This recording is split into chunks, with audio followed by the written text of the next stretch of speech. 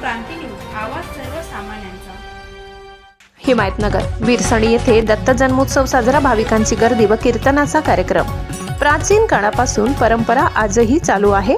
विरसणी येथे आज दिनांक 3 डिसेंबर रोजी दत्त जन्मोत्सव साजरा करण्यात आलाय।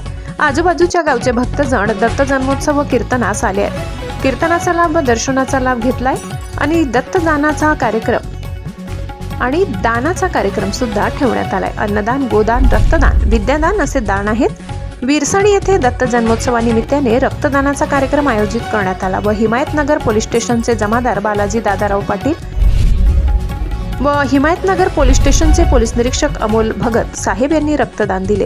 असे बरेच भक्तांनी रक्तदान दिले। कार्यक्रमाचा उत्सव फार आनंदात पार पडला।